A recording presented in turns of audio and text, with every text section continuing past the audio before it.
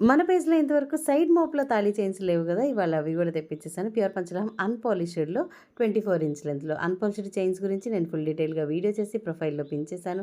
దయచేసి ఆ వీడియో చూసిన తర్వాత మాత్రమే ప్రొడక్ట్ అనేది పర్చేస్ చేయండి. ప్రొడక్ట్ డీటెయిల్స్‌లోకి వెళ్ళిపోదాం. హాయ్ అండి. This is Suma from Panchajanya Panchaloham. Pure పంచలోహం అన్‌పాలిష్డ్ మంచిగా సైడ్ బాల్ ప్యాటర్న్‌లో ఉన్న ఒక తాళీ చైన్.